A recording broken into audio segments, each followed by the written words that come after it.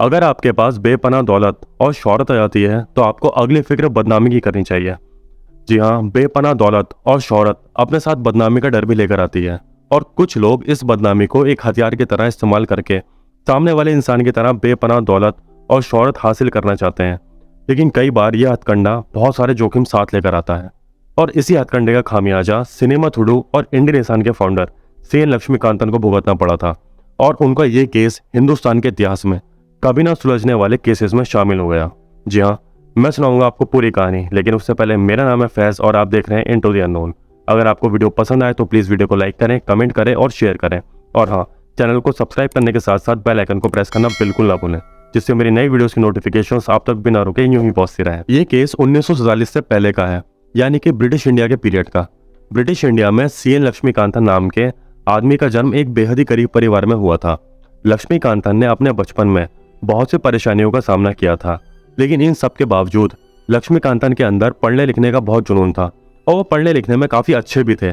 उनका सपना था कि वो एक लॉयर बने, लेकिन उनके परिवार की फाइनेंशियल कंडीशन ठीक न होने की वजह से वो अपना ये सपना कभी पूरा नहीं कर पाए। लेकिन अपने सपने को जीने के लिए लक्ष्मीकांतन ने एक दूसरा रास्ता अपनाया, जो कि बिल्कुल भी ठीक नहीं था। जैसा कि मैंने आपको बताया कि लक्ष्मीकांतन पढ़ने में बहुत अच्छे थे, इसलिए वकील ना होते हुए भी उन्हें कानून की अच्छी जानकारी थी और इसी जानकारी का फायदा लक्ष्मीकांतन ने अपने सपने को जीने के लिए उठाया। लक्ष्मीकांतन कचहरी के अंदर वकील वाली यूनिफॉर्म यानी कि काला कोट, काली ट्राउजर और सफेद शर्ट पहनकर बैठ जाया करते थे और लोगों का कचहरी में काम करवा दिया करते थे। लेकिन यही काम करते करते लक्ष्मीकांतन को रुपयों का चस्का भी लग गया था। यहीं से लक्ष्मीकांतन ने डॉक्यूमेंट्स की फॉर्जरी का काम शुरू किया और फॉर्जरी का यह काम बहुत अच्छा भी चलने लगा। लेकिन यही फॉर्जरी लक्ष्मीकांतन के लिए एक बुरा सबक बनने वाली थी। एक दिन लक्ष्मीकांतन फॉर्जरी करते हुए रंगे हाथों पकड़े गए और वहां से तुरंत उन्होंने रफू चक्कर होने की कोशिश की, लेकिन अफसोस नाकाम रहे। पुलिस ने लक्ष्मीकांतन को पकड़कर तुरंत कोर्ट में पेश किया और जज ने लक्ष्मीकांतन को 7 सालों की सजा सुनाती। पुलिस ने उनको राजामुंद्री जेल में सजा काटने के लिए भेज दिया, लेकिन लक्ष्मीकांतन उस जेल से बहुत जल्दी फरार हो गए। पर लक्ष्मीकांतन का बैड लक, पुलिस ने बहुत जल्द फिर से उसे पकड़ लिया और अब की बार उसको अंडमान निकोबार के जेल में सजा काटने के लिए भेज दिया गया। पर जब सेकेंड वर्ल्ड वॉर शुरू हुआ और जापान युद्ध में कूद गया, तब जापान ने युद्ध में अपनी पकड़ को बनाने के लिए अंडमान निकोबार आइलैंड पर अपना बेस बनाया और वहां से युद्ध की कमान संभालने लगा। जापान की इस ऑक्यूपेशन की वजह से ब्रिटिश इंडियन गवर्नमेंट ने सभी वर्कर्स को और जेल में मौजूद सभी कैदियों को वापस हिंदुस्तान बुला लिया और इन्हीं कैदियों में था सीएन लक्ष्मीकांतन। हिंदुस्तान आकर अब वो एक आज़ाद इंसान था। अब उसको जीने के लिए कुछ ना कुछ तो काम करना था, इसलिए लक्ष्मीकांतन ने एक सिने जर्नलिस्ट बनने का फैसला किया और सिनेमा थुडू नाम की एक मैगजीन की शुरुआत की। इस मैगजीन में लक्ष्मीकांतन फिल्मों से जुड़े आर्टिकल्स लिखा करते थे। मैगजीन काफ़ी मशहूर होने लगी और जाहिर सी बात है फिर मैगजीन की बिक्री भी बढ़ने लगी और लक्ष्मीकांतन के पास अच्छे खासे रुपए आने लगे। लेकिन जैसा कि मैंने आपको बताया था कि लक्ष्मीकांतन को रुपयों का चस्का बहुत पहले ही लग चुका था, इसलिए उसने अपनी इस मैगजीन का इस्तेमाल बड़े बड़े एक्टर और एक्ट्रेसेस के स्कैंडल्स को एक्सपोज करने के लिए किया। वो किसी एक एक्टर या एक्ट्रेस को सिलेक्ट करता और फिर उनके पीछे लग जाता। वो कई महीनों तक उन पर नजर रखता, उनके सबसे डार्क सीक्रेट्स का पता लगाता और फिर उनके इन डार्क सीक्रेट्स या फिर स्कैंडल्स को अपनी मैगजीन में छाप देता। लेकिन अपनी मैगजीन में इन स्कैंडल्स को छापने से पहले वो एक बार इन एक्टर्स से जरूर कॉन्टेक्ट करता था और इन एक्टर्स से एक मोटी रकम की डिमांड करता था। जो एक्टर या एक्ट्रेस उसको डिमांड की हुई रकम दे दिया करते थे, वो उनका स्कैंडल अपनी मैगजीन में पब्लिश नहीं किया करता था और जो रकम नहीं देते थे उनका स्कैंडल अगले ही दिन मैगजीन में छप जाया करता था और मैगजीन की बिक्री बढ़ जाया करती थी। यानी कि दोनों ही तरफ से फायदा ही फायदा था। ये दोनों ही काम अच्छे चल रहे थे, यानी कि मैगजीन और स्कैंडल्स दोनों ही मस्त चल रहे थे और खूब रुपया भी आ रहा था। लेकिन कहते हैं ना कि बुरे काम कभी ना कभी आपको साइड इफेक्ट्स जरूर देते हैं। यही साइड इफेक्ट्स अब लक्ष्मीकांतन को मिलने वाले थे। लक्ष्मीकांतन ने इस बार अपने निशाने पर लिया उस वक्त के मशहूर Tamil actor M.K. Thyagaraja Bhagavathar, comedian N.S. Krishnan और फिल्म डायरेक्टर श्रीमलू नायडू को। उसने सोचा कि वो इन तीनों से भी रुपये निकलवा ही लेगा, लेकिन इस बार वैसा नहीं होने वाला था जैसा लक्ष्मीकांतन ने सोच रखा था। जैसे ही लक्ष्मीकांतन ने इन तीनों को रुपयों के लिए अप्रोच किया, इन तीनों ने तुरंत रुपये देने से मना कर दिया और ये तीनों रुपया लक्ष्मीकांतन को देते भी क्यों?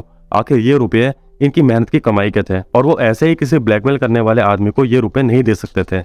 जैसे ही उन्होंने रुपये देने से मना किया, वैसे ही अगले दिन लक्ष्मीकांतन ने अपनी मैगजीन सिनेमा थुडू में इनके स्कैंडल्स को छाप दिया और जैसे ही लक्ष्मीकांतन ने इन दोनों के स्कैंडल्स छापे, वैसे ही इन तीनों ने यानी कि भगवतर, कृष्णन और नायडू ने लक्ष्मीकांतन के खिलाफ कोर्ट में केस कर दिया।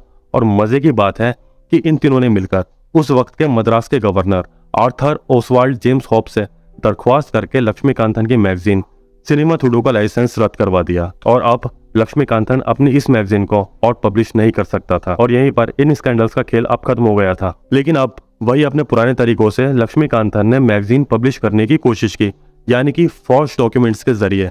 पर कुछ ही दिनों में ऊपरी दबाव के चलते उसको ये काम भी बंद करना पड़ा। लेकिन लक्ष्मीकांतन यहीं पर हार नहीं मानने वाला था। अब लक्ष्मीकांतन ने एक नई मैगजीन की शुरुआत की जिसका नाम उसने हिंदू निशान रखा और इस मैगजीन में लक्ष्मीकांतन ने अब भगवतर, कृष्णन और नायडू को खूब अच्छे से टारगेट किया। अब वो उनके खिलाफ बहुत उल्टा सीधा लिख रहा था और साथ ही साथ वो दूसरे टॉप के एक्टर और एक्ट्रेसेस को टारगेट कर रहा था। लेकिन इस बार उसने पहले जैसी गलती नहीं की थी। उसने इस बार अपनी एक अलग प्रिंटिंग प्रेस खरीद ली थी और इसी से अपनी मैगजीन पब्लिश करने लगा था। इसलिए अब उसकी इस पब्लिकेशन को बंद करवाना बहुत मुश्किल था, मगर फिर भी वो छोटे मोटे डिस्प्यूट्स में इन आर्टिकल्स को लेकर फंसता ही रहता था।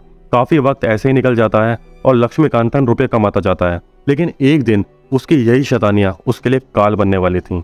8 नवंबर 1944 की सुबह लक्ष्मीकांतन अपने क्लोज फ्रेंड और लॉयर जय नरगुनाम से मिलने के लिए निकला। जय नरगुनाम मद्रास के टाउन वैपरी में रहता था। जब लक्ष्मीकांतन नरगुनाम के घर से वापस अपने घर हेड रिक्शा में बैठकर जा रहा था, तभी दो अनजाने हमलावरों ने सुबह 10 बजे के आसपास चाकुओं से लक्ष्मीकांतन पर हमला कर दिया और उसके शरीर को चाकू घोंपकर बुरी तरह से जख्मी कर दिया। लक्ष्मीकांतन के दूसरे बॉडी पार्ट्स पर तो इतनी चोट नहीं आई थी, लेकिन उसके पेट पर बाईं तरफ काफी चोट आई थी और बहुत ज्यादा खून भी बह रहा था। फिर भी लक्ष्मीकांतन किसी तरह अपनी पूरी ताकत इकट्ठा करके नरगुनाम के घर पहुंच गया और नरगुनाम को उसने पूरा इंसिडेंट बताया। नरगुनाम लक्ष्मीकांतन को अपने दोस्त ब्रू की मदद से मद्रास के जनरल हॉस्पिटल लेकर जाने लगा। लेकिन तभी रास्ते में लक्ष्मीकांतन ने रिक्शे वाले से वैपरी पुलिस स्टेशन की तरफ जाने के लिए कहा। उसकी इस बात से सब हैरान थे कि इतना जख्मी होने के बावजूद वो पुलिस स्टेशन जाकर एफआईआर दर्ज करवाना चाहता था। लेकिन उसकी जिद थी, इसलिए नरगुनाम और ब्रू उसको पुलिस स्टेशन लेकर गए और वहां पर रिक्शे पर ही बैठे बैठे इतनी हैवी ब्लीडिंग के बीच उसने अपने बयान वैपरी पुलिस स्टेशन के इंस्पेक्टर कृष्णन नंबियार को दिए और इन बयानों में सीधे उसने भगवतर, कृष्णन और नायडू को अपनी इस हालत का जिम्मेदार ठहराया। मतलब इतने सारे लोगों को छोड़कर जिनका उसने स्कैंडल एक्सपोज किया था, उसको सिर्फ ये तीनों ही याद आए बयान देते वक्त, जबकि उसने हमला करने वालों का चेहरा भी नहीं देखा था। इंस्पेक्टर भी हैरान थे कि आखिर इतना जख्मी होने के बावजूद भी ये इंसान कैसे अपने बयान दे रहा है। आप जरा खुद सोचिए, इतनी हैवी ब्लीडिंग और जख्मी हालत होने के बावजूद उसको कंप्लेन दर्ज करवानी थी। सच में उसकी हिम्मत की तारीफ करनी पड़ेगी। बयान दर्ज करवाने के बाद उसको जनरल हॉस्पिटल ले जाया गया। वहां पर उसको वेनलॉक वार्ड में भर्ती करवाया गया, जहां पर क्रिटिकल हालातों वाले पेशेंट्स को ट्रीटमेंट दिया जाता था। वहां पर उसकी ब्लीडिंग नहीं रुक रही थी, इसलिए वेनलॉक वार्ड के डॉक्टर पीआर बालाकृष्णन ने उसके पेट की बारीकी से जांच की और पाया कि उसके पेट में जो वार चाकुओं से किए गए थे वो बहुत ही ज्यादा जोर लगाकर किए गए थे और जो दूसरा वार था उसकी वजह से लक्ष्मीकांतन की किडनी बुरी तरह से जख्मी हो गई थी।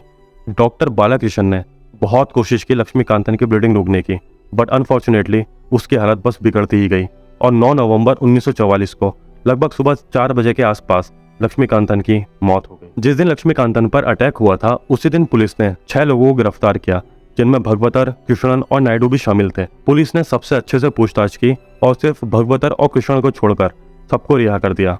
यहाँ तक कि नायडू को भी रिहा कर दिया गया था। भगवतर और कृष्णन को मद्रास हाई कोर्ट ने गिल्टी माना और उन दोनों को जिला बदर कर दिया गया, यानी कि वो किसी एक जगह पर कुछ महीनों से ज्यादा नहीं रुक सकते थे। जाहिर सी बात है कि कोई भी इंसान ऐसी सजा से तंग आ ही जाएगा और ऐसा ही भगवतर और कृष्णन के साथ भी हुआ था। वो दोनों अब इन सबसे परेशान हो गए थे, इसलिए उन्होंने प्राइवी काउंसिल की जुडिशियल कमेटी से अपील करी कि उनकी इस सजा को खत्म किया जाए, क्योंकि वो बेकसूर है।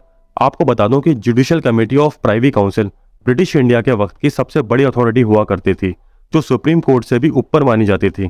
प्राइवी काउंसिल का फैसला आखिरी फैसला हुआ करता था और इस प्राइवी काउंसिल का प्रतिनिधित्व ब्रिटेन के किंग या फिर क्वीन करते थे, जो भी उस वक्त सत्ता संभाल रहे होते थे। लेकिन प्राइवी काउंसिल के फैसले आने में काफी वक्त लगता था, इसलिए भगवतर और कृष्णन को 30 महीने इंतजार करना पड़ा। जी हाँ, 30 महीने, यानी कि पूरे 2.5 साल का लंबा इंतजार करना पड़ा। इन 2.5 सालों में जिला बदर होने की सजा का पालन न करने की वजह से उन्हें ये 2.5 साल जेल में बिताने पड़े। उसके बाद प्राइवी काउंसिल का फैसला आया और उन दोनों को बेकसूर मानते हुए अब आजाद कर दिया गया। लेकिन सजा काटने के दौरान उन दोनों का बहुत सा कीमती वक्त बर्बाद हो गया था और साथ ही साथ केस लड़ने में भगवतर ने अपना सब कुछ दांव पर लगा दिया था। इसी वजह से अब भगवतर पूरी तरह कंगाल हो गए थे। भगवतर को जब अरेस्ट किया गया था तब उन्होंने बस अपनी नई फिल्म हरिदास की शूटिंग बस खत्म ही करी थी और उसके अलावा उन्होंने 12 फिल्में एडवांस में साइन कर रखी थी। भगवतर अपने वक्त के हाईएस्ट पेड एक्टर्स में एक थे और साथ ही साथ बेहद मशहूर भी थे पूरी तमिल इंडस्ट्री में। उन्होंने अपना कमबैक फिर से फिल्मों में किया, लेकिन उनकी फिल्में बॉक्स ऑफिस पर अच्छा परफॉर्म नहीं कर पाई और कुछ ही सालों में उन्होंने रिटायर होने का फैसला कर लिया। ब्रिटिश गवर्नमेंट ने भगवतर को उस वक्त के सबसे बड़े सम्मान राव बहादुर से नवाजा, जो कि ब्रिटिश एम्पायर के हक में पब्लिक वेलफेयर के लिए दिया जाता था। हालांकि बाद में भगवतर ने यह सम्मान वापस लौटा दिया था। वहीं कृष्णन अपने वक्त के मशहूर कॉमेडियन और एक्टर थे जिन्होंने 150 से ज्यादा फिल्मों में काम किया था, लेकिन केस लड़ते लड़ते उन्होंने भी अपना सारा रुपया गवा दिया था और वो कभी भी इन सबसे नहीं उबर पाए। लेकिन इस पूरे केस में कभी भी असली कातिलों की पहचान नहीं हो पाई और 2 बेगुनाह लोगों को बेवजह सजा भुगतनी पड़ी। आज तक ये केस अनसॉल्व्ड है और मुझे लगता है कि शायद हमें कभी भी पता नहीं चल पाएगा कि असली कातिल कौन था। आज का ये केस यहीं पर खत्म होता है। अब आपसे मुलाकात होती है किसी नए केस के साथ। तब तक के लिए बी हैप्पी, बी विजिलेंट।